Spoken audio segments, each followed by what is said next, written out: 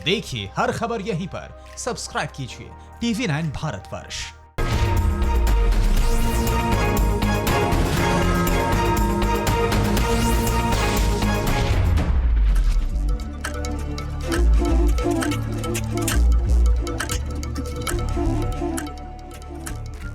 नमस्कार, मैं हूं दिनेश गौतम। हमारी अड़ी में आपका स्वागत है। दुनिया में अरबों खरबों की आबादी घर के भीतर है, लॉकडाउन है।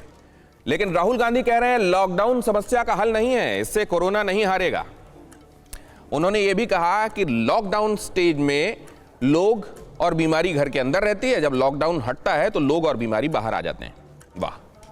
आज दुनिया भारत की पीठ थपथपा रही है। मोदी सरकार की पहल की तारीफ हो रही है। WHO जैसी संस्था बार बार तारीफ के पुल बांध रही है। लॉकडाउन करके सरकार रोजाना 35,000 करोड़ का नुकसान तक उठा रही है। पर राहुल जी कह रहे हैं लॉकडाउन इलाज नहीं है, यह सिर्फ पॉज बटन है। लेकिन कुछ जानकारी दे देते, मैं दे देता हूं पॉज बटन की। कोरोना की चेन को पॉज बटन ही रोक रही है। चेन टूटेगी तभी वायरस की रफ्तार थमेगी। कोरोना की थमती रफ्तार में टेस्टिंग और आइसोलेशन लगातार होंगे तो कोरोना को हराना आसान होगा। लेकिन क्या इतनी आसान भाषा राहुल गांधी को समझनी मुश्किल हो रही है? मुझे तो ऐसा नहीं लगता, क्योंकि अगर ऐसा होता तो पंजाब, राजस्थान जैसे कांग्रेसी राज्य लॉकडाउन की मियाद मोदी के ऐलान के पहले ही क्यों बढ़ा देते?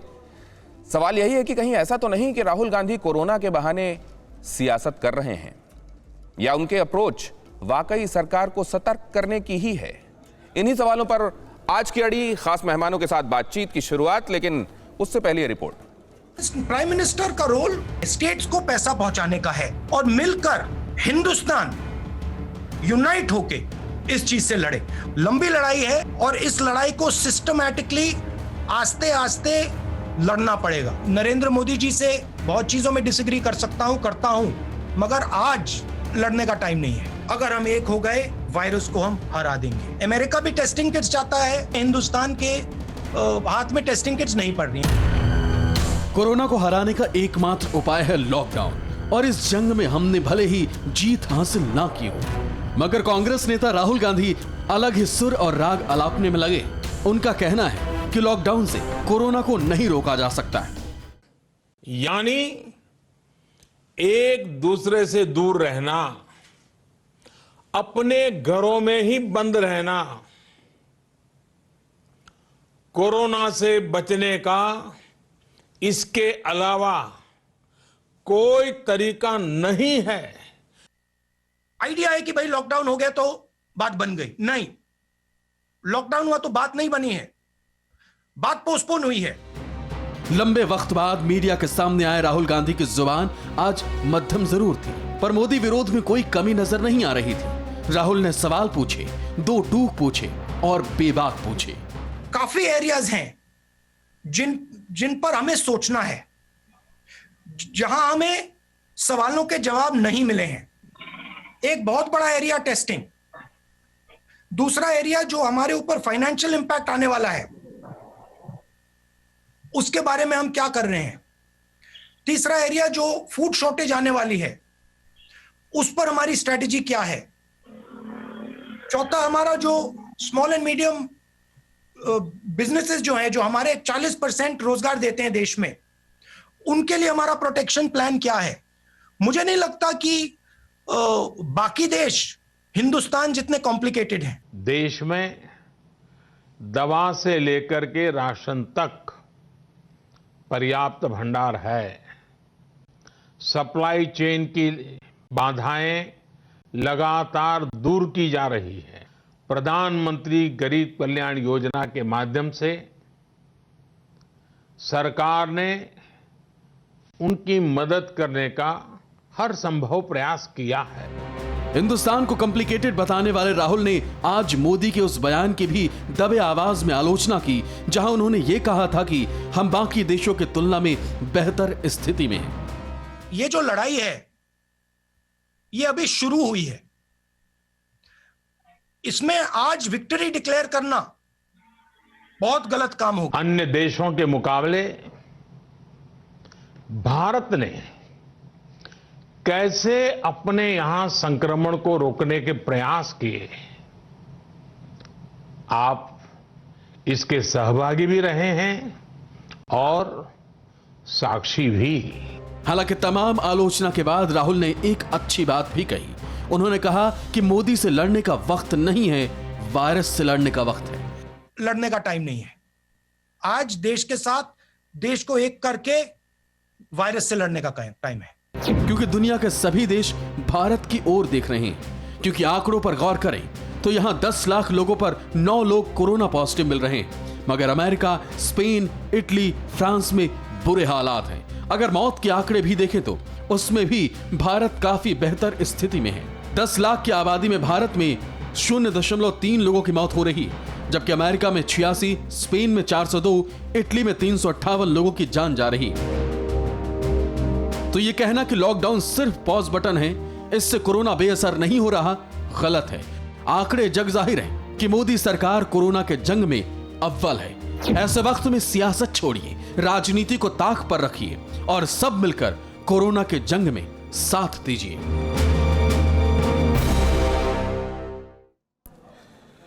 और इस मुद्दे पर चर्चा करने के लिए हमारे साथ ये तमाम खास मेहमान जुड़ रहे हैं। हमारे साथ जुड़ रहे हैं नलिन कोहली साहब, बीचों बीच ऊपर आपको नजर आ रहे हैं, भारतीय जनता पार्टी के प्रवक्ता, बहुत स्वागत है आपको।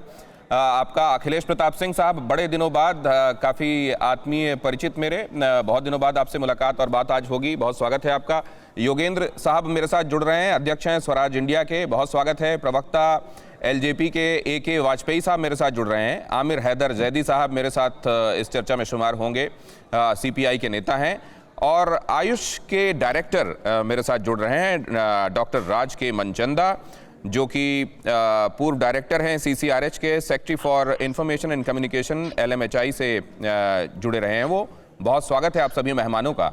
और सबसे पहले तो मैं यही समझ लूं कि क्यों राहुल गांधी को इतने विलंब से आकर वो बातें कहनी आवश्यक लगीं, जो पहल तो ये लगा कि क्या ये लोगों को पता नहीं है क्या जो वो कह रहे हैं, लेकिन इसके अलावा और सूरत क्या है, जो किया जाना चाहिए वही तो किया जा रहा है, उनके अपने स्टेट्स ने भी यही किया है। फिर ऐसा क्यों कि उनको आकर इस बात को अंडरलाइन करके आज कहना पड़ा? क्या उनकी प्रेस कॉन्फ्रेंस से पहले और प्रेस कॉन्फ्रेंस के बाद क्या लोगों की समझ में कोई विशेष अंतर आया है अखिलेश जी? अब पता नहीं, लोगों के समझ में तो आया होगा। आपके समझ में जो विशेष दिखा है वो मैंने आपके प्रोमो में सुन लिया और कारण भी समझ लिया, आपकी पीड़ा भी समझ में आ गई, देश को भी समझ में आ गया होगा। प्रोमो में जो दिखाया, पूरा हिंदुस्तान, पूरी दुनिया राहुल के सहयोग और सुझाव की तारीफ कर रही है। अच्छा, लेकिन होता क्या है कि सुल्तान को सुझाव ये बर्दाश्त नहीं है, कोई सुझाव भी दे ये कैसे उनके और उनके टीम को अच्छा लगेगा। ये समस्या यही आके रुक जाती है जब कोई व्यक्ति, हमें ये प्रकृति का ये सिद्धांत है, हर अयोग्य व्यक्ति अपने से योग्य व्यक्ति से डरता और घबराता है, चाहे वो खेल हो, चाहे राजनीति हो, चाहे जो भी पेशा हो। तो ये भय वाजिब है आप लोगों का या मोदी जी के लोगों का, ये भय वाजिब है कि उन्हें डर आता है कि ये इन्होंने तो बड़ी अच्छी अच्छी बातें कर दी, हम तो ये नहीं बता पा रहे हैं। और आपने अभी अपने उसमें बताया कई बातें, खुद आपने फैसला भी सुना दिया, बहस भी कर दी, और 2-3 पॉइंट जो आपने रखे, एक बताया आपने कि मोदी जी ने बोला, उसको आपने सुनाया, मैंने सुना, देखा नहीं, लेकिन सुना कि लॉकडाउन ही एक रास्ता है। और राहुल जी ने कहा नहीं, ये नहीं रास्ता है। बस बात यही है कि राहुल जी की बात को काट कैसे दिया गया, और विजय लेने का अभी समय नहीं है। और आप लोग बता रहे हैं मोदी जी बड़ा विजयी हो चुके हैं। तो ये दो बातें बड़ी चुभी हैं लोगों को, आप लोगों को और लोगों को। लेकिन मैं आपसे एक सवाल कर रहा हूँ, लॉकडाउन ही अगर सिर्फ पास है, राहुल जी ने कहा, और इसमें हमें सब तैयारी करके इसको लड़ने की आवश्यकता है, इसमें प्लानिंग करके ठीक से समय दिया लॉकडाउन का मतलब, और उस समय में हमको उपयोग करके उसको आगे लड़ लेना है, कोरोना को दूर कर देना, उसे हटा देना है। लॉकडाउन 24 तारीख को हुई थी, उस दिन हिंदुस्तान में 563 पेशेंट थे और 22 दिन हो गए लॉकडाउन को। अगर लॉकडाउन ही एक रास्ता है तो 12,000 पेशेंट कैसे हो गए? कुछ ज्ञान देंगे इस पे? चलिए, अब आपने मेरी तरफ ये एक तो पहले तो मैं ये स्पष्ट कर दूं अखिलेश जी कि कोई भी व्यक्ति, वो नेता हो, मीडिया हो, या कोई भी व्यक्ति जिसका जन सरोकार है ना, वो कोई भी बात कहेगा, अगर मुंह खोलेगा तो इस बात को ध्यान में रखकर मुंह खोलेगा कि क्या वो जनता के हित की बात कर रहा है कि नहीं कर रहा है। तो अगर मैंने पैकेज में आपने प्रोमो की चर्चा की, उसमें ये बात कही है, तो मैं इस बात को ध्यान में रखकर कह रहा हूं कि जनता क्या महसूस कर रही है। लेकिन आपने उस प्रोमो को देखने के बावजूद आमंत्रण स्वीकार किया, सबसे पहले तो मैं इसके लिए शुक्रगुजार हूं आपका। और अब आपने जो सवाल पूछा है, आपको एक आंकड़ा और बता देता हूं मैं अखिलेश जी, कि 30 और 31 जनवरी यही वो 2 तारीखें हैं जब बड़े बड़े देशों को, जिसमें इटली, फ्रांस, स्पेन भी शामिल हैं, पहला केस पता चला था। हिंदुस्तान भी उनमें से एक है। लॉकडाउन के बाद हिंदुस्तान के आंकड़े क्या कहते हैं और बाकी देशों के आंकड़े क्या कहते हैं, ये आपके समक्ष है। मैं नहीं कह रहा हूं, ये आंकड़े हैं, ये मेरा प्रोमो, मेरी रिपोर्ट नहीं कह रही है, ये आंकड़े हैं। लेकिन इस सवाल को लेकर मैं नलिन जी के पास जाना चाहूंगा। नलिन साहब, लॉकडाउन को आप लोग थंब रूल मान रहे हैं, लॉकडाउन को आप लोग विक्ट्री मान रहे हैं, लॉकडाउन सिर्फ एक पड़ाव है, आप इसको मंजिल मान रहे हैं। ऐसा किसी ने नहीं कहा, लेकिन राहुल गांधी जी की एक अद्भुत और एक बिल्कुल अपने से परे, सबसे परे हटकर एक समझ है और एक सोच है, और इसकी कई हमें उदाहरण पिछले कई वर्षों में लगातार मिले हैं। जैसे आलू को लीजिए, एक तरफ डालिए, दूसरी तरफ सोना लीजिए। ये उनका बयान है, मेरा नहीं है। वो उदाहरण दे रहे और हैं। मैंने किसी को टोका नहीं। अखिलेश जी, आप वरिष्ठ हैं, बड़े हैं, सम्मानीय हैं। मैं आपने पूरी अपनी बात कही, मैं अपनी पूरी बात कहूं। डिबेट का आनंद जो है जनता लेगी। आपको क्या जल्दी पड़ गई मुझे बीच में टोकने की? अखिलेश जी, ये ठीक ही कह रहे हैं नलिन कोहली साहब कि वो बात पूरी कर लें। आपने बात पूरी की, हमने सुनी, अब वो अपनी बात कर लें, उसके बाद फिर से आपके पास आऊंगा। अखिलेश जी, दोनों में अंतर है दिनेश जी। झूठ बोलने को स्वतंत्र है बीजेपी और नलिन। मैं आ रहा हूं ना, आप काउंटर पॉइंट्स रखिएगा, उनको बात तो पूरी कर लेने दीजिए। एक बार पूरी बात हो सकता है अभी आपको और पॉइंट्स मिले। अखिलेश जी, उनका इकट्ठे जवाब दीजिएगा, मैं आता हूं आपके पास, एक बार उनको सुन लीजिए प्लीज। इसीलिए मैंने टोक दिया। वो एक उदाहरण मोदी सर, बीच में मत कहिए, जब वो आगे मैं आपके पास आऊंगा तो आप बताइएगा ना क्या गलत कहा गया। आ रहा हूं सर, अखिलेश सर प्लीज। वो झूठ बोले, मैं नहीं बीच में बोलूंगा, लेकिन झूठे आरोप जब भी लगाएंगे मैं बीच में बोलूंगा। सर प्लीज ऐसा मत कीजिए। अब उनको आपकी कोई बात झूठ लगने लगेगी और वो बीच में बोलेंगे या बाकी मेहमान भी ये करने लगेंगे तो डिबेट कैसे होगी? सर ऐसा मत कीजिए प्लीज। सौरभ जी मेरी एक बात सुन लीजिए। किसी को भी बोलने का पूरा अधिकार है, झूठ सत्य सब बोलने का अधिकार है, लेकिन झूठे आरोप जब आप लगा देंगे किसी व्यक्ति पे, कोई वो आप उनको नोट कर लीजिए पॉइंट्स को, और आपको जो झूठा लगता है उसको तर्क के साथ प्रस्तुत कर दीजिएगा। नलिन जी बात पूरी कीजिए। झूठे का तर्क दे लेंगे। नलिन जी बात पूरी कीजिए। या तो फेडर बंद कर दीजिए। मैं इस प्रकार की डिबेट नहीं पसंद करता। अखिलेश जी वरिष्ठ हैं, उन्हें एक अब सर उस पर मत जाइए ना, आप बात कहिए ना सर। मैंने उनसे इल्तजा की है, वो मानेंगे, वो सुनेंगे आपकी बात, सुनिए। तो मैंने कहा राहुल जी की सोच अद्भुत भी है, सबसे परे है, और देश में इसके कई उदाहरण मिले हैं। जैसे उनकी एक अर्थव्यवस्था को लेकर सोच है, आलू डालिए सोना निकालिए। दुनिया उसके लिए बिल्कुल प्रतीक्षा में है कि ऐसा फॉर्मूला मिल जाए, आपको, हमको, सबको मिले। उन्होंने खुद ही कहा है कि देखिए देश के अंदर सारे एमआरआई की मशीन अगर आप जोड़ देंगे तो फिर दिमाग के बारे में कुछ जानकारी मिल सकती है। ये भी अपने आप में अति अद्भुत एक सोच है। उन्होंने ये भी कहा है गरीबी, poverty is a state of mind, गरीबी सिर्फ मन की एक व्यवस्था। सर अभी हम इस पे ही फोकस्ड रहते हैं। नहीं, अभी हम इस पे ही फोकस्ड रहते हैं। इसीलिए ऐसे ही मैं आपको बता रहा हूं क्यों मैंने ये बातें कही, बताने के लिए कि उनका एक स्वतंत्र अधिकार है कि जो ज्ञान उन्हें लगता है अर्थशास्त्र से बड़ा हो, कुछ हो, वो दे सकते हैं देश को। कई राज्य हैं, उनको सुनाए। पंजाब है, साथ में राजस्थान है, जिन्होंने खुद लॉकडाउन को मोदी जी से पहले अनाउंस किया देश में अपने राज्यों में। तो दीजिए ना उनको ज्ञान, कहिए कल से लॉकडाउन बंद खत्म करिए। ठीक है, अब आ जाते सरकार पे। सरकार ने नलिन जी एक राउंड में क्विकली सारे मेहमानों से पूरा कर लूं क्या आपकी आज्ञा से? बाकी मेहमानों के पास भी चला आ रहा हूं मैं आपके पास। नलिन, मैं सिर्फ ये कह रहा हूं सरकार ने कोई जीत घोषणा नहीं की है, इसको जीत घोषित नहीं किया है, आप ये कहना चाह रहे हैं। पॉइंट टेकन सर, ये जीत नहीं है और तुलनात्मक रूप से हम लोग बेहतर कर रहे हैं, इसमें कोई दो राय नहीं है। योगेंद्र यादव जी के पास मैं जाना चाह रहा हूं। योगेंद्र यादव साहब, राहुल गांधी की प्रेस कॉन्फ्रेंस, आपकी टिप्पणी। राहुल गांधी जी की प्रेस कॉन्फ्रेंस पे टिप्पणी आपने कांग्रेस वालों से ले ली, बीजेपी वालों से ले ली, और इन दोनों की टिप्पणी से स्पष्ट हो गया कि इस देश की राजनीति में क्या दिक्कत है। यही दिक्कत है, ये दोनों की आपने तू मैं जो सुनी, यही दिक्कत है। इस वक्त राष्ट्रीय संकट है और केवल तू मैं से मत। मैं समझता हूं इस राष्ट्रीय संकट में न तो प्रतिरोध का समय है, बाहर आके ये विरोध करो, वो विरोध करो, और ना ही अपनी पीठ थपथपाने का, सेल्फ कॉन्ग्रेचुलेटरी होने का ये वक्त। ये वक्त है चुनौती को स्वीकार करने का और एक सच्चाई का सामना करने का। इस सच्चाई के दो पक्ष। पहला पक्ष ये है कि लॉकडाउन होने से हमारे को कोरोना वायरस को कुछ हद तक कम करने में सफलता मिली है दूसरे देशों की तुलना में। हालांकि जो आपने आंकड़े दिए वो ठीक तुलना नहीं है, लेकिन ठीक तुलना भी करें तो उससे पता लगता है कि लॉकडाउन से भारत को फायदा हुआ है। इसी सच्चाई का दूसरा पक्ष ये है कि इस लॉकडाउन से हमारी पूरी अर्थव्यवस्था बैठ गई है। इस सच्चाई का पक्ष ये है कि इस वक्त देश का एक बड़ा हिस्सा भूख की कगार पर है। और मैंने पहले दिन लॉकडाउन का समर्थन किया था, उसके पक्ष में लेख लिखे थे, लोग बहुत हैरान थे। लेकिन पूरी इसके 21 दिन के बाद मैं कहना चाहता हूं कि अब जिस तरह का लॉकडाउन का एक्सटेंशन किया गया है, यानी कि लॉकडाउन विदाउट सोशल सिक्योरिटी जो किया गया है, उससे यह स्पष्ट है कि ये अब ऐसी दवा बन गई है जो कि बीमारी से भी ज्यादा खतरनाक है। ये बीमारी दवा देने से फायदा होने की बजाय अब कुल मिला के नुकसान हो रहा है।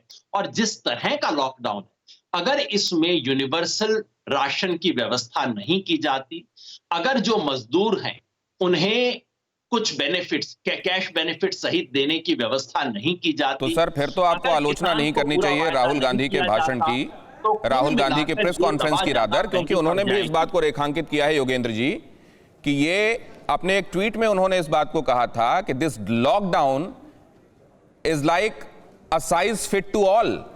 ये तो ऐसा कर दिया कि एक ही लॉकडाउन सबको फिट आ जाएगा। इनको यह भी सोचना चाहिए था कि अलग अलग तबके के गरीबों के लिए क्या होगा। लेकिन क्या इस आपदा की स्थिति में हम कभी भी गरीबों के लिए ऑप्टिमम स्टेज में पहुंच सकते हैं क्या? हमारे साथ एलजेपी के प्रवक्ता जुड़े हुए हैं, आइए उनसे इस बात का जवाब ले लें। आपकी सरकार ने बगैर विचारे कि बाकियों को ये लॉकडाउन किस पर कैसा असर डालेगा, आपने एक ब्लैंकेट स्टेटमेंट और ब्लैंकेट लॉ लगा दिया लॉकडाउन का।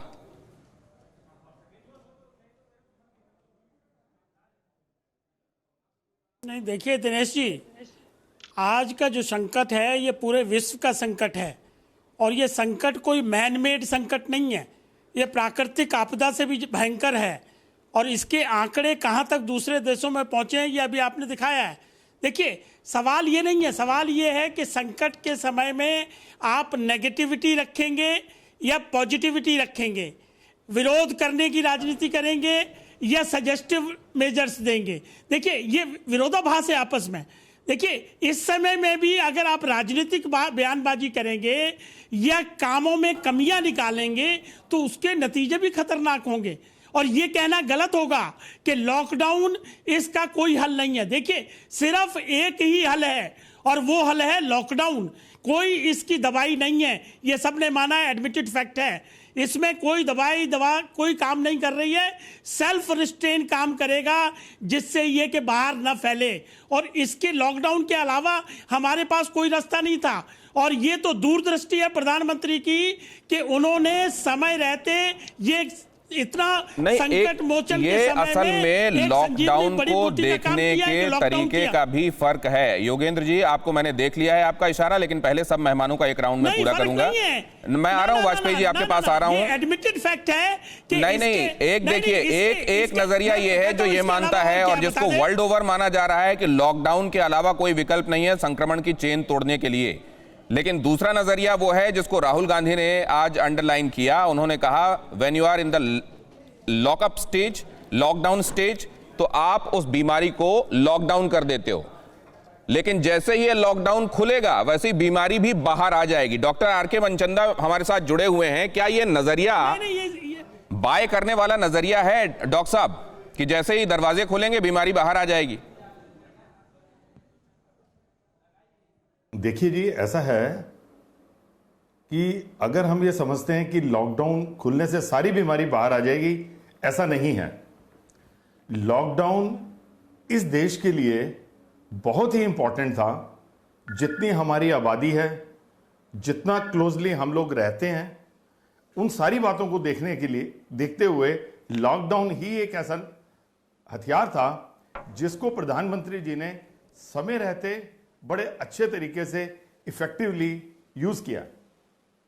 जब हमारा आंकड़ा बड़ा ही थोड़ा था, उसी वक्त हर तरह के एहतियात लेने शुरू कर दिए।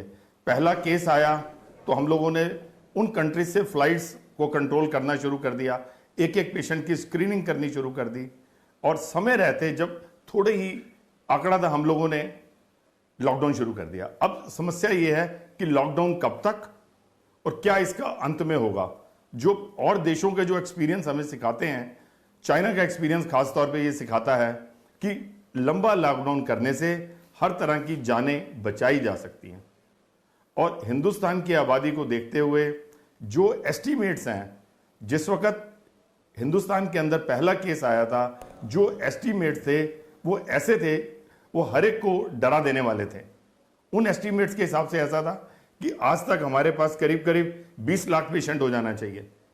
अगर उनका बड़ा ही कंजर्वेटिव भी तरीका लगा लें तो कम से कम 2 लाख पेशेंट हो जाना चाहिए। आज हमारे पास क्या है, 1500 पेशेंट्स हैं।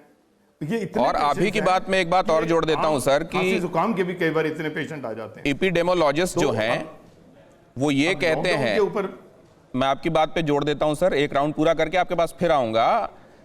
जानकार ये कहते हैं कि जो नंबर ऑफ कंफर्म्ड डेथ्स हैं वो ही है की जिसके जरिए आप एस्टिमेट कर सकते हैं कि वायरस का स्प्रेड कितना हुआ है। और उस हिसाब से अगर आप देखें तो 12,380 केसेस और इससे 414 डेथ्स, एक भी डेथ दुखद है।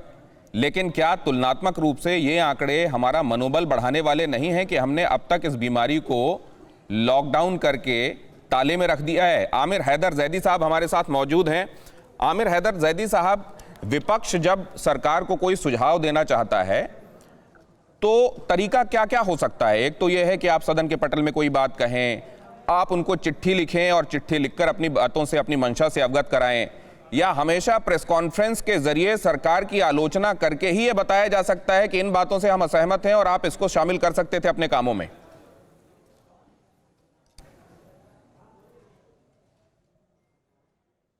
अगर सुझाव विपक्ष का मानेगी तो हम स्वागत करे लेंगे, लेकिन ललित कोहली जी जब विपक्ष के नेता बोलते हैं तो वो अजीब कहते हैं कि अद्भुत सोच है।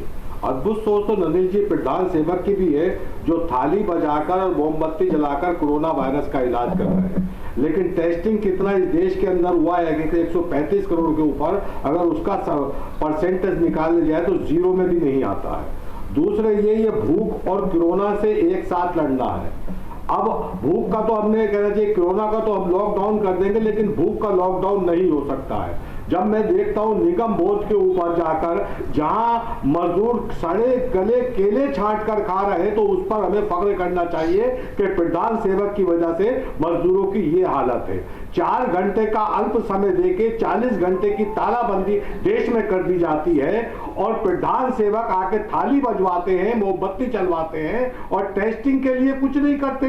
जब देश के डॉक्टर और जितना पैरामिलिट्री स्टाफ है या मेडिकल स्टाफ है, वो उसके लिए सुरक्षा के लिए कोई इंतजाम नहीं किए जाते हैं, तो सवाल इस बात पे उठ जाता है। जब देश का प्रवासी मजदूर देश के अंदर ही कभी बंबई के अंदर नजर आता है, कभी दिल्ली के, कभी सूरत के अंदर, जब वो रोटी मांगता हुआ नजर दिल्ली में आता है तो उस पर जुल्म इतना होता है कि वो जमुना में कूदकर आत्महत्या करना मुनासिब समझता है। जब वो सूरत में नजर आता है तो उसके ऊपर केस दर्ज किए जाते हैं, मुकदमे दर्ज किए जाते हैं, लेकिन उसकी रोटी का इंतजाम नहीं हो जाता है। जब महाराष्ट्र में नजर आता है तो उसमें मस्जिद निकाल ली जाती है सामने के अंदर मीडिया के द्वारा। बीजेपी का आईटी सेल और सत्ताधारी मीडिया का गोदी मीडिया मिलकर जब महामारी का सांप्रदायिकरण करते हैं, उससे इस बीमारी का इलाज नहीं हो सकता, उससे मुकाबला नहीं हो सकता। एक तो ये समझ लें आमिर हैदर जैदी साहब, ये जो आप कह रहे हैं मुझे खुशी, नलिन कोहली साहब मैं आ रहा हूं आपके पास, आप तो संयम से नहीं, वो मैं देख रहा हूं ओजस्वी तरीके से वो अपनी बात रख रहे हैं। लेकिन आमिर हैदर जैदी साहब, मुझे खुशी होती कि अगर उनके इस प्रेस कॉन्फ्रेंस में मुझे खुशी होती आमिर जैदी साहब, अगर राहुल गांधी साहब ने ये बात कही होती कि मुझे दुख है जो लोग बाहर निकलकर डॉक्टर्स पर हमले कर रहे हैं, पत्थर चला रहे हैं, नर्सेस के साथ अभद्रता कर रहे हैं, लोगों पर थूक रहे हैं, ऐसा नहीं करना चाहिए था। वो जबकि हम लोग इस कंटेजन को कंटेंट करने की सूरत में पहुंच गए थे, जब इस संक्रमण को हम लगभग कर्ब करने की पोजीशन में पहुंच गए थे। तेलंगाना अगले दिन अनाउंस करने वाला था सर, तब ये जमात के लोग सामने आए और इन्होंने 30% कंटेजन जो आज की डेट में है उसके लिए जिम्मेदार हैं वो। अगर उनके प्रेस कॉन्फ्रेंस में कहीं इन बातों का भी उल्लेख होता कि कैसे जिम्मेदारी के साथ लोगों को इस समय आचरण करने की आवश्यकता है, तो प्रसन्नता होती सर। क्या इसमें आपको नहीं दिखाई दे रहा है कि इसमें पॉलिटिक्स की जा रही है सर? आमिर जैदी साहब जल्दी से बात पूरी कर लीजिए, मैं फिर जाता हूँ। फख्र होना चाहिए इस बात का कि सड़क के ऊपर दूध बिखरा हुआ था, वही कुत्ता पी रहा था, वही इस देश का मजदूर समेट के पी रहा था। फख्र होना चाहिए प्रधान सेवक के ऊपर कि निगम नहीं तो प्रधान सेवक ने कोरोना इजाद कर दिया क्या सर? निकाल के खा रहे। प्रधान सेवक ने कोरोना वायरस बनाकर इस दुनिया में फैलाया ताकि ये स्थितियां बने और उसके बाद कुत्ता और मजदूर एक जगह पर दूध पिए। उसे एक वक्त की रोटी नहीं मिल सर किन किन चीजों के लिए प्रधान सेवक को आप जिम्मेदार ठहराएंगे सर? मत के ऊपर प्रधानमंत्री 40 घंटे का लॉकडाउन कर देते हैं। मैं कुछ कहना चाहता हूं। नलिन कोहली साहब एक बार फिर से आपके पास, मोमबत्ती जला के कोरोना का इलाज हो जाता है। एक बार फिर से आपके पास मैं ये जानना चाहता हूं नलिन कोहली साहब कि राहुल गांधी को तो बहुत अच्छे से मालूम है, क्योंकि उनका ताल्लुक भी है उस देश से, कि इटली में किस तरह का कहर बरपा है। क्या उनको तुलनात्मक रूप से अपने देश की स्थिति अच्छी दिखाई नहीं देती? देखिए राहुल गांधी जी नॉन फैक्टर है इसमें, क्योंकि उनके पार्टी में जो लोग देखते हैं नेतृत्व की क्या हालत है, वो उस पार्टी में उनका गला खुद ही घोटा जा रहा है, कई छोड़ के भी चले जा रहे हैं। तो राहुल गांधी जी को एक मिनट रोक लेते हैं। जैदी साहब ने कई बड़ी आपत्तिजनक बातें कही, देश के प्रधानमंत्री का एक मजाक उड़ाने का काम किया। सर वो मैंने उनकी बातों का जवाब दे दिया है, इसीलिए ताकि हमारी बहस डिरेल ना हो सर, हमारी डिबेट डिरेल हो जाएगी सर। हमारा फोकस ये है कि क्या वाकई राहुल गांधी ने कुछ ऐसी बातें कही हैं जिनसे मौजूदा सरकार सबक लेकर अपना कोर्स करेक्शन कर सकती है, या उसमें सिर्फ आलोचना ही थी सर। इसलिए मैं आमिर साहब की बातों की तरफ आपको नहीं जाने दूंगा, वरना हमारी डिबेट डिरेल हो जाएगी सर। मैं जरूर एक चीज कहना चाहूंगा कि आमिर साहब को बहुत बुरा लगा कि देश के नागरिकों ने थपथपाई पीठ ताली बजाकर गरीब से अमीर ने, ताकि जो सामने नहीं सर, तो कर्मी हमारे हैं। सर मैंने इसका जवाब दिया है सर, नलिन साहब मैंने इसका जवाब दिया है, आपको इसमें पढ़ने की आवश्यकता नहीं है, आप डिबेट के टॉपिक पर रहें। अखिलेश जी के पास एक बार फिर से मैं जाता हूं। अखिलेश जी एक बात जो मैंने उनके ट्वीट्स में जरूर देखी, उसका जवाब मैं दूंगा। जब ये उन्होंने कहा कि 19 मार्च तक क्यों ग्लव्स और मास्क का निर्यात किया जा रहा था, उस एक्सपोर्ट को रोका क्यों नहीं गया, और तब जबकि कांग्रेस की तरफ एक ट्वीट में यह कहा जाता है first India, you must pay attention to what is required in India first and then you should help others. क्या हमने ये असेसमेंट कर लिया है कि हमको कितनी हाइड्रोक्सी क्लोरोक्विन चाहिए, और क्या हम उस वक्त तक जब तक निर्यात कर रहे थे उसके पहले हमको असेस कर लेना चाहिए था कि इन चीजों का निर्यात अब बंद कर देना चाहिए? अखिलेश जी देखिए, मैं योगेंद्र यादव से शुरू करता हूं, और आप अपनी जो बात कर रहे हैं वो स्वाभाविक है, हमें कोई आश्चर्यजनक नहीं लग रहा। ये आपको करना भी चाहिए और आपकी जिम्मेदारी भी बनती है, आपका जो टास्क है उस टास्क पे आप हैं। योगेंद्र यादव जी ने कहा कि यही दिक्कत है कि कांग्रेस और बीजेपी लड़ रही है। हम नहीं लड़ रहे हैं, बीजेपी लड़ रही है और चैनल लड़ा रहा है, चैनल इस तरह की बहस कर रहा है, पॉजिटिविटी है ही नहीं है चैनलों में। राहुल गांधी ने कुछ बोल दिया है तो अब उसमें नुक्ताचीनी ढूंढना है। अभी राहुल गांधी ने प्रेस कॉन्फ्रेंस किया तो आपके हिसाब से मीडिया को क्या करना चाहिए थे अखिलेश जी? प्लीज बोलना दीजिए। क्या आदर्श होता, आदर्श आपके हिसाब से आपको देख के क्या अच्छा लगता, मीडिया क्या करता हुआ नजर आता? अगर आपको तथ्यों पे बात करता हूँ, थोड़ा धैर्य रख लें, अभी मैं और बोलूंगा, थोड़ी और आपको तकलीफ होगी, थोड़ा धीरज रखिएगा। आपने कहा राहुल गांधी ने पीसी कर लिया, अरे भाई ठीक है, राहुल गांधी तो जब चाहे पीसी कर लेते, कभी मोदी जी से पीसी करा लीजिए, और पहले कर लिया होता तो अच्छा और अच्छा होता सर। प्लीज प्लीज प्लीज, और अच्छा होता, थोड़ा सा अच्छा करा लीजिए, मोदी जी से कभी पीसी करा लीजिए। 6 साल हो गए ना प्रधानमंत्री रहे, 14 साल हो गए मुख्यमंत्री रहे हुए। पत्रकारों से बात हुई है और बाकी लोगों को जिनको करना है एड्रेस वो कर रहे हैं। अब आप पूछ रहे हैं इसलिए बीच में मैं कहता जा रहा हूँ, थोड़ा धीरज रखिएगा, रखे हुए होगी। सच्ची बात कड़वी लगती है, थोड़ा धीरज रख के सुन लीजिए, सुनना चाहिए। देखिए मैं सुनता हूँ। दूसरी बात, राहुल जी का आपने जिक्र किया कि तब वो ट्वीट किया तब ये ट्वीट किया। राहुल गांधी ने जब पार्लियामेंट के कैंपस में 12 तारीख को बताया था कि ऐसा ऐसा होगा, 13 को बताया था, तो आपका चैनल, नाम लेके क्या कह रहा हूं, उपहास उड़ाते हुए स्टोरी कर रहा था, डिबेट कर रहा था, तब उपहास उड़ा रहे थे। और तब अगर ये सरकार चेत गई होती तो आज परिस्थितियां कुछ और हुई होती। तो ये जो आप लोगों का जो एक माइंड सेट है ना, क्या करना चाहिए था सरकार को चेत कर सर, जो अभी नहीं किया गया है, वो भी बता दीजिए ना। चीज बता रहा हूं ना, रुकिए। अभी कहा गया कि हम बाहर से आने वालों की चेकिंग करते रहे, जमातियों का जिक्र आया। जितने लोग कोरोना ट्रेन से रेल से नहीं आया, बस से नहीं आया, जहाज से आया है। और जब आप चेकिंग करे तो फिर आ कैसे गया? कौन सी चेकिंग हो रही थी? जो लोग विदेश से आए उनको परमिशन आपने दी थी। उससे एनएसए मिलने गया, एनएसए 14 दिन के क्वारंटाइन में थे कि नहीं थे, पूछा आपने एनएसए से क्यों मिलने गया था, ये पूछा आपने? खैर, अब हम आते हैं नलिन कोहली जी। राहुल गांधी इतने ज्ञानी नहीं है कि गैस से गटर से गैस बना लें और ट्यूब में भर के पंपिंग सेट चला लें। और इतने बड़े साइंटिस्ट भी नहीं है राडार के कि बादलों से पाकिस्तान के राडार को बचा करके और बम गिरवा दें। ये खुद उन्होंने कैमरे पे बोला है। किसी का अपने आप बनाया जोड़ा हुआ नहीं है। मैं ये कोशिश कामयाब नहीं होने दूंगा कि बहस डिरेल हो। अखिलेश जी, जहां तक आप पॉइंट कह रहे थे वहां तक मैंने आपकी बातों को ले लिया, और अब आप मालूम है ये पर्सनल जा रहे हैं। इसी तरीके से बाकी चीजों का हवाला मैं अभी नहीं चाहता दिया जाए। कोरोना के संदर्भ में सरकार ने अभी तक जो कदम उठाए हैं उनकी तारीफ होना चाहिए कि नहीं। मैं ये भी आपसे समझना चाहूंगा अखिलेश जी कि WHO क्यों तारीफ कर रहा है, अमेरिका क्यों तारीफ कर रहा है, बोरिस जॉनसन क्यों तारीफ कर रहे हैं अभी तक उठाए गए कदमों की, पाकिस्तान क्यों तारीफ कर रहा है? सर ये भी मैं समझना चाहूंगा, ये तो ध्रुव विरोधी है ना देश हमारा। मैं समझूंगा आपसे, लेकिन योगेंद्र यादव के पास एक बार फिर से मैं जाऊंगा। योगेंद्र यादव, आप क्योंकि आप एकेडमिशियन भी हैं, आप पॉलिटिशियन भी हैं, और पॉलिटिक्स में आपने ये भी देख लिया कि कैसे एक जगह पर जिनके साथ कारवां आगे बढ़ता है असहमति हो जाती है और रास्ते अलग करने पड़ते हैं, ये भी आपने देखा। मैं आपसे बहुत मैच्योर जवाब इस बात का चाहूंगा कि क्या रेट्रोस्पेक्शन में सवाल पूछने आसान है क्या कि ये किया गया होता तो अच्छा होता?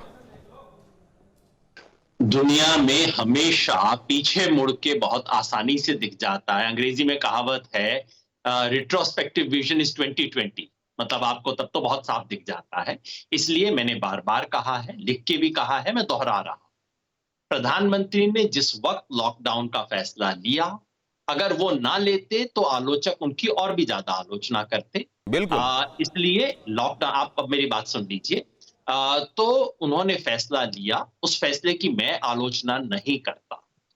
सवाल, और दुनिया के बहुत देशों में इसका लॉकडाउन का फैसला हुआ है, भारत एकमात्र देश नहीं है। और जैसे मैंने कहा, लॉकडाउन से हमें फायदा हुआ है। सवाल जो यहां पूछना चाहिए वो ये कि लॉकडाउन तो केवल एक नाम है, लॉकडाउन के अंदर अलग अलग देशों ने अलग अलग तरह के काम किए। हमें जो सवाल सरकार से पूछने चाहिए, प्रतिरोध की शैली में नहीं, इस वक्त सुझाव की शैली में। लेकिन चूंकि आप पूछ रहे हैं इसलिए मैं गिना देता हूं, लेकिन मुझे समय दीजिएगा, मैं सुझाव कुछ देना चाहता हूं। क्योंकि इस वक्त देश जिस मुहाने पे खड़ा है, हम एक बहुत ऊंचे पहाड़ पे चढ़ रहे हैं, अभी हमारी चढ़ाई शुरू हुई है।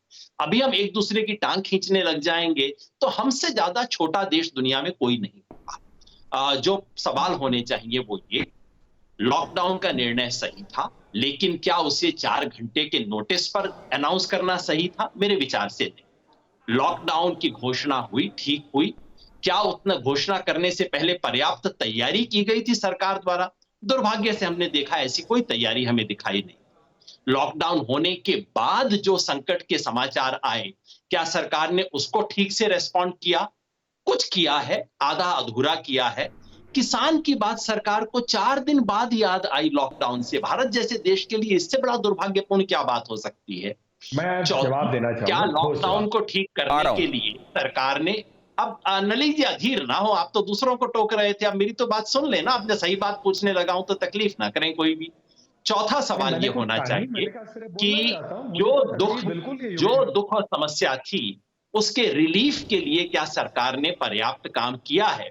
दुर्भाग्य से पिछले 10 दिन से जो कुछ इस देश से खबरें आ रही हैं, आज तक सरकार यूनिवर्सल राशन की व्यवस्था नहीं कर पाई है।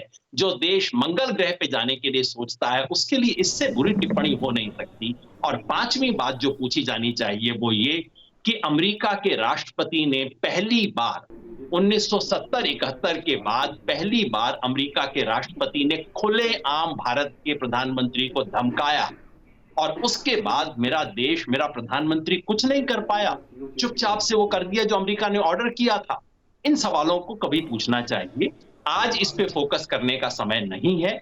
हमें आज फोकस करना चाहिए तुरंत कि क्या काम होना चाहिए। मेरा नलिन जी के माध्यम से योगेंद्र जी, पहले तो मैं एक बात आपसे ये जानना चाहता हूं कि कितनी तैयारी, मैं तोड़ूंगा, जनता को भी बताऊंगा क्या इस देश ने किया है। एक एक करके सब गिनाते हैं हम। क्या ये देश की तैयारी हुई है? सब लोग जो अपनी राजनीति कर रहे हैं और अलग अलग रूप दे रहे हैं, उसको नजरअंदाज करके मैं जवाब दे रहा हूं। पहली बात, 1,56,000 बेड कोविड के लिए स्पष्ट रूप से रखा गया इस देश में। आज से 10 दिन पहले तक तैयार हुए। रेलवेज में 40,000 और बेड तैयार किए। 12,000 केस है, लेकिन तैयारी और के लिए हो रही है, यदि भगवान ना करे ऐसी स्थिति हो। उसके बाद आप कह रहे हैं हाइड्रोक्लोरोक्विनीन की आपने बात की। भारत बनाता है 70% पूरे विश्व का हाइड्रोक्लोरोक्विनीन।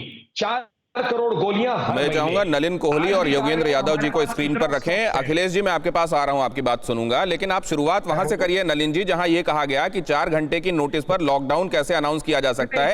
यहां से बातें बताएं प्लीज, शुरू कीजिए। सब चीज इंक्लूड करूंगा, मेरे फ्लो को मत तोड़िए। जैसे आपने योगेंद्र जी को बोलने दिया, मुझे बोलने दीजिए। नहीं, आप बोलिए सर, बोलिए। हाँ, मेरे फ्लो को मत तोड़िए आप। हाइड्रोक्लोरोक्विनीन 4 करोड़ टैबलेट बनते हैं इस देश के अंदर में हर महीने, और बढ़ाया जा रहा है। भारत के पास आज भी स्टॉक्स है। भगवान ना करे कि पूरे बेड्स अगर सारे जो बने हुए अस्पताल में सब में मरीज हो जाए, सबको चाहिए, तो भी हमारे पास बचत होगी। तीसरी बात आप आइए, आपने पूछा कि 4 घंटे के लॉकडाउन, मतलब क्या योगेंद्र यादव जी ये अपेक्षा में थी कि उनको फोन आता प्रधानमंत्री कार्यालय से, या राहुल जी इसकी प्रतीक्षा में थे कि देश में गंभीर स्थिति दिख रही है जो बन सकती है? आपके क्या विचार है? इस पर एक गोष्ठी बुलाया जाए, कुछ और जान अगर चली जाते हैं तो हम उस जान के बाद में चिंतन कर लेंगे। लॉकडाउन किया गया, तुरंत किया गया जब जरूरत थी। आईसीएमआर का डेटा कहता है यदि लॉकडाउन नहीं होता तो 8 लाख से अधिक केस होते, जहां आज 12,000 की बात कर रहे हैं। इसीलिए तो तारीफ हो रही है। हम ये तारीफ नहीं चाहते। हमें भी दुख हो रहा है कि गरीब जो है वो पिस रहा है।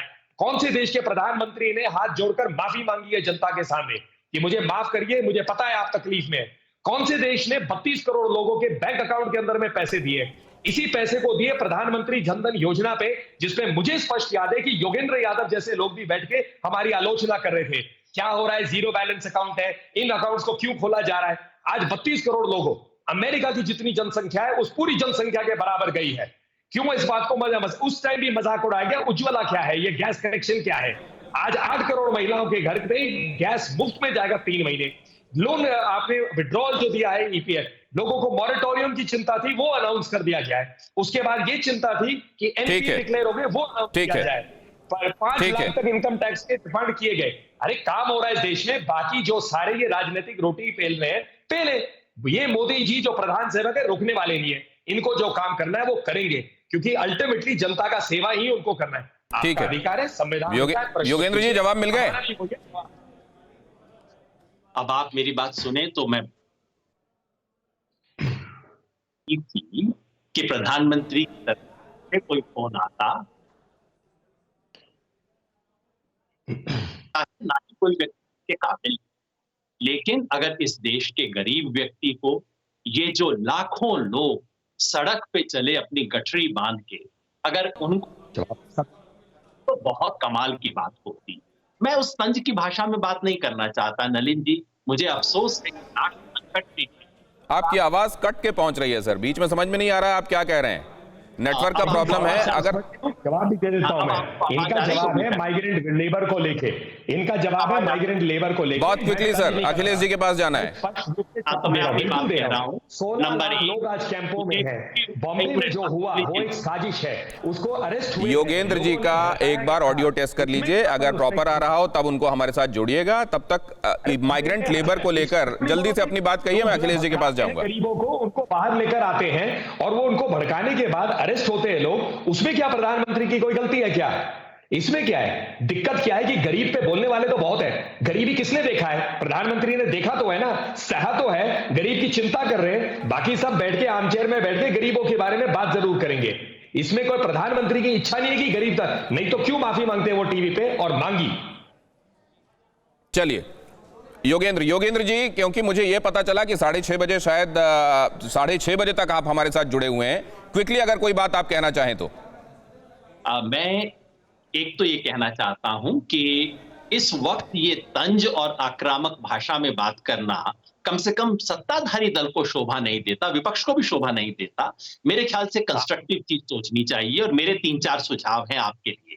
पहला, कि सरकार हर उस व्यक्ति को राशन देने की घोषणा करे। एनएफएसए एक्ट के तहत केंद्र सरकार को ही ये घोषणा करनी पड़ेगी। योगेंद्र जी, आपने जो बात कही, जिन बातों को लेकर आप क्रिटिसाइज कर रहे हैं, पॉइंट वाइज ये जवाब आपको दिए गए हैं। और साथ में आपने जो कहा कि लॉकडाउन यूं नहीं लागू किया जाना चाहिए था, उसमें भी ये जवाब दिया गया कि लॉकडाउन कोई मर्जी से, अगर आपको वक्त देते, अगर ज्यादा वक्त दिया जाता लोगों को, तो और अनरेस्ट की स्थिति बन सकती थी। अखिलेश जी के पास मैं जाऊंगा। अखिलेश जी, क्रिटिसाइज किसी भी कदम को किया जा सकता है, और राहुल जी की एक बात मुझको समझ में नहीं आती कि उन्होंने बाकी क्या रखा जिसके बाद वो कह रहे हैं कि नहीं, इस वक्त मैं नहीं लड़ूंगा, ये लड़ाई का टाइम नहीं है, इस समय तो केवल सुझाव देने चाहिए और सहयोग करना चाहिए। देखिए, मुझे कोई आश्चर्य नहीं है जो आप इस तरह की बातें पूछ रहे हैं, कह रहे हैं। वो आप अपना, जो आपको धर्म दिया गया, वो आप अपना निभा रहे हैं। राहुल जी ने कहा कि जो ये पॉज बटन दबा है, इसमें हमें रणनीति बना करके स्ट्रेटेजिकली काम करना है। मसलन उन्होंने कहा ना कि अब हम इसमें जांच करें, इसमें लोगों को देखें। अमेरिका ने बहुत सारी जांचें की हैं, बहुत एग्रेसिव जांच की है सर। नहीं, और एक चीज मैं आपको और बता दूं अखिलेश जी, आपने कई बार कहा, अब मैं थोड़ा सा इस पर ऐतराज लेता हूं सर।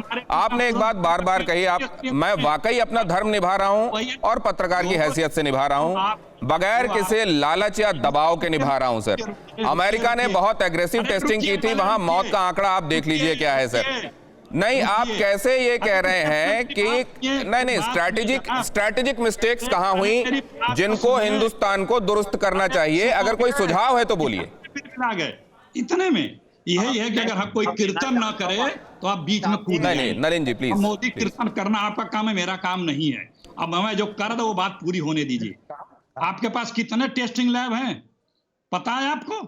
टेस्टिंग कितने % हो रही है पता है आपको? आपने जितने 20,000 के आसपास टेस्टिंग कैपेसिटी पर डे हमारी पहुंच गई है, जो अगले 10 से 20 दिन में 40,000 होगी। मालिक की बुराई कैसे? और सर, टेस्टिंग और ट्रीटमेंट में फर्क है सर। मैं वैलिड पॉइंट रख रहा हूं, आपको जैसे देखना है ना सर, जाकी रही भावना जैसी। बल्कि मैं तो ये कहूंगा कि आप अपना धर्म निभा रहे हैं, आप प्रवक्ता हैं तो उन बातों को भी डिफेंड कर रहे हैं जो असल में डिफेंड करने लायक ही नहीं है। मैं आपसे सीधी बात ये पूछ रहा हूं कि क्या आपको टेस्टिंग और ट्रीटमेंट में फर्क पता है अखिलेश जी? मैं चाहूंगा टेस्टिंग के हिसाब से क्या आंकड़े क्या कहते हैं, प्लीज ये देख लीजिए, स्क्रीन पर चल रहे हैं सर। नहीं, देख लीजिए आप, अमेरिका ने कितनी टेस्टिंग की है और वहां कितनी मौतें हुई हैं सर। टेस्टिंग से क्या आप इलाज कर सकते हैं सर? बल्कि आइसोलेशन में, लॉकडाउन में आप प्रिवेंशन कर रहे हैं, and prevention is always better than cure sir. ये भी खतरनाक वायरस है जो न सुनना दूसरे की। आप एक लाइन मुझे नहीं बोलने दिए। जहां अब आप बोलिए, आप तो पहले मेरे पर तोहमतें लगा रहे हैं सर, पहले मेरी बात तो सुनिए आप। रुकिए भाई, मुझे बोलने दीजिए, मैं तथ्य रख रहा हूं। आपने जो, मैं तो ये फैक्ट्स रख रहा हूं, ये फिगर्स आपके सामने स्क्रीन पर हैं। जब अवसर आएगा तो जब बोलिएगा। आपने मुझसे सवाल किया, मेरा बात सुनिए। अगर आप बुलाए हो तो सुनिए, ना सुनना हो तो बोलिए। आपने मेरे सवाल का जवाब दिया होता, आपने विशेषण लगाने शुरू कर दिए, मेरा धर्म बताना शुरू कर दिया, तो सर मेरा भी धर्म है जवाब देना। फिर कुछ नहीं बरदा, मैं कीर्तन नहीं करूंगा, पहली बात सुन लो। दूसरी बात, आप जितने हॉट स्पॉट बनाए हैं यूपी में, लगभग 120-25 हैं। यूपी में 10 जगह ही टेस्टिंग लैब है। लोग मर जा रहे हैं, उसके बाद उसकी रिपोर्ट आ रही है। हॉट स्पॉट के पूरे लोगों को, एरिया को जब तक आप चेक नहीं करोगे, उस हॉट स्पॉट बनाए रखने से फायदा क्या होगा? ठीक है, उसी में जो उसके पास ठीक होना होगा ठीक हो जाएगा, जिसके पास बचा होगा बचा रहेगा। अचानक जब खुलेगा तो फिर वो दूसरों को स्प्रेड करेगा। ये तरह राहुल गांधी बोले हैं कि जब आप इस तरह रोक रखे हो, अच्छी बात है कि आपने लॉकडाउन किया, लेकिन इस लॉकडाउन का फायदा उठाओ। यही तो कह रहे हैं कि फायदा क्या होगा सबको। नहीं तो फायदा क्या उठा लेना चाहिए अखिलेश जी, समझ में आ गया। सुनिए और कीर्तन, मैं आ रहा हूं, फिर से आऊंगा आपके पास। अभी तो आप हैं मेरे साथ सर, फिर से आऊंगा। लेकिन कीर्तन वाली बात, अगर ज्योतिरादित्य सिंधिया जैसे लोगों को आप कहते जब आपकी पार्टी में थे, तो बात समझ में आती। आमिर हैदर जैदी साहब के पास में जाऊंगा। आमिर हैदर जैदी साहब,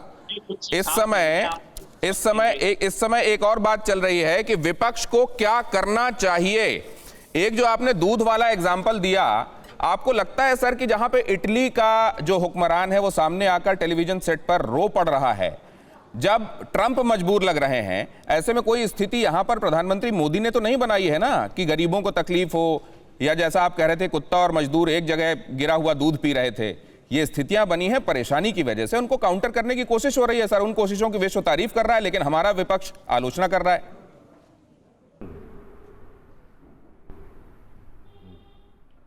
आमिर हैदर जैदी साहब, देश की सीमाएं सील करनी चाहिए थी तब हम दिनेश जी जब देश की सीमाएं सील करनी चाहिए थी तब हम टर्म नमस्ते कर रहे थे। जब देश की सीमाएं सील करनी चाहिए थी हम विपक्ष की सरकारें गिरा रहे थे। और प्रधान सेवक आज कह रहे हैं कि बीपीएल धारक और गरीब मजदूर हमें बलिदान दे। लग्जरी चार्टर्ड विमान से अमीरों के उद्योगपतियों के बच्चे लाए जा रहे थे चीन से, इटली से, जो कोरोना को गोद में बिठा के लाए। तब आपने सीमाएं सील नहीं करी, उनको चेक नहीं किया, बगैर चेकिंग के क्यों खुला छोड़ा और कह दिया हमने चेक कर लिया और तीसरे दिन केरल के अंदर केस हो जाता है उसी का जो चीन के अंदर मेडिकल पड़ रहा था। आपने उस पर बात नहीं करी। एक ज्ञान आपने बहुत बढ़िया दिया कि टेस्टिंग से मौत का आंकड़ा बढ़ जाएगा। कमाल है दिनेश जी, सही कहा आपने। कहां बोला सर? तो मरीजों का नहीं, आप ये गलत ले रहे हैं। जैसे विपक्ष को आदत पड़ी हुई है किसी बात को अपने हिसाब से देखने की। मैंने ये कहा सर, मेरी बात सुन लीजिए, मैं दोहराता हूं मैंने क्या कहा। आमिर जैदी साहब, मेरी बातें एक बार फिर से सुन लीजिए। हो सकता है आपने गलत समझा हो, कई बार हो जाता है कम्युनिकेशन गैप। मैं ये कह रहा हूं कि testing is not the solution sir. समझाता हूं मैं, बहुत अच्छा टेस्टिंग एक बार सुन लीजिए ना। Testing is not the solution. Why? Because testing is not is equals to treatment. Testing is not is equals to treatment. कोई वैक्सीन नहीं है सर, ट्रीटमेंट कोई अभी तक आई नहीं है, इसलिए टेस्टिंग करके आप वैक्सीन लगा दोगे, ऐसा नहीं है। टेस्टिंग से मैं भी जानता हूं। हाँ, तो मैं ये कह रहा हूं सर कि टेस्टिंग करने से मौतों का आंकड़ा बढ़ता है। ये मेरी बातों को गलत ढंग से रिप्रेजेंट करना है सर। ट्रीटमेंट नहीं है, लेकिन टेस्टिंग से ये तो पता चलता है कि अमुक आदमी टेस्टिंग बीमार है, कौन सी स्टेज के अंदर है, ये तो पता चलेगा। हम दिनेश जी एक चीज कह रहे हैं सरकार से और विनम्र निवेदन कर रहे हैं कि हमें दो चीजों से लड़ना है। एक को हम जानते हैं जो हमें दिख रही है, जिसे हम कहते हैं भुखमरी।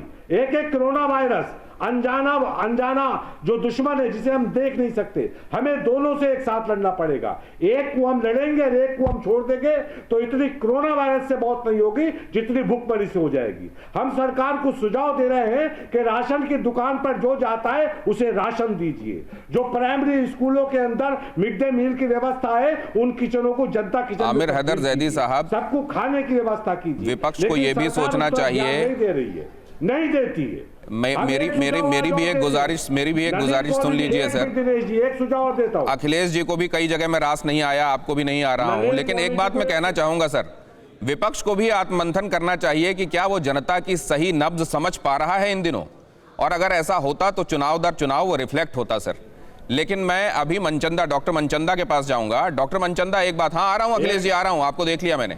डॉक्टर मनचंदा, ये जो बात कही जा रही है, एग्रेसिव टेस्टिंग की बात जो कही जा रही है, अमेरिका में हमने देखा, वही बात मैं समझाने की कर रहा था कोशिश आमिर हैदर जैदी साहब को, उनको समझ में नहीं आई।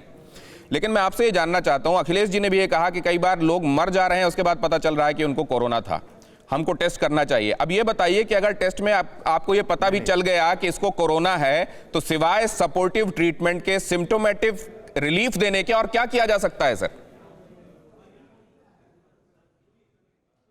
देखिए, ऐसा है कि जो टेस्ट के रिजल्ट्स भी हैं, 3 लाख करीब 3 लाख टेस्ट करने पे करीब 1400 कुछ पॉजिटिव आए हैं। इसका मतलब इवन हाई रिस्क ग्रुप में भी 4% पेशेंट पॉजिटिव आ रहे हैं। तो इसका मतलब ये नहीं है कि आप हर एक जगह पे हर आदमी का टेस्ट करते रहें। हिंदुस्तान उस तरह की टेस्टिंग वाली एग्रेसिव अप्रोच अफोर्ड नहीं करता है, क्योंकि अगर कोई पॉजिटिव आ भी जाता है और अगर उसके माइल्ड सिम्टम्स हैं तो वो अपने आप ही ठीक हो जाएंगे।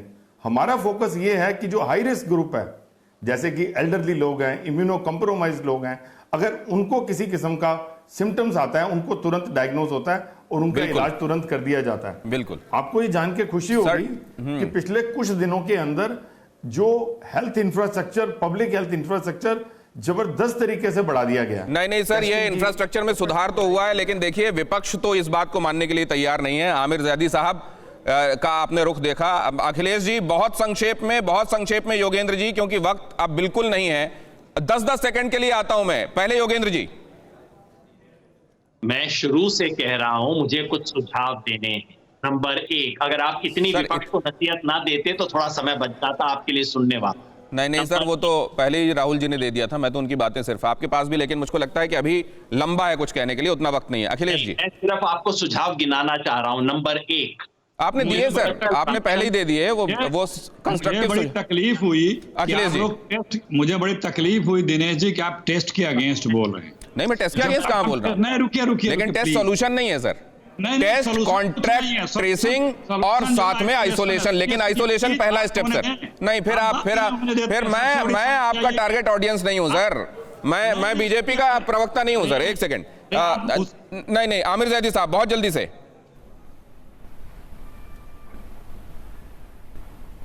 नलिन जी एक सुझाव दे रहे हैं, जितने भी प्राइवेट हॉस्पिटल सरकारी जमीन पर बने हैं उनका सरकार अधिग्रहण करे और उनका अधिग्रहण करें के लिए वार्ड बना दे और वार्ड बनाएं। ये सुझाव है नलिन जी, आप इसको नोट कर लें। बहुत धन्यवाद आप सभी का। लेकिन मुझे वो एक शेर याद आ गया। मुनव्वर राना अक्सर हंसी मजाक में वो अपने साथियों के साथ कहा करते हैं रादर, कि मुझे मेरी उस आदमी से कोई दुश्मनी नहीं है, मगर वो अगर मिले तो मैं उसको छोड़ूंगा नहीं। राहुल गांधी कुछ ऐसा ही कर रहे हैं। पूरा सहयोग है, कंस्ट्रक्टिव क्रिटिसिज्म है, लेकिन साथ में वो क्या कर रहे हैं ये भी हम देख रहे हैं। लेकिन क्या इस समय विपक्ष को इसमें मीडिया चौथा खंबा नोचना चाहिए? बहुत धन्यवाद आप अड़ीबाजों का हमारे साथ आज इस चर्चा में जुड़ने के लिए। एक छोटे से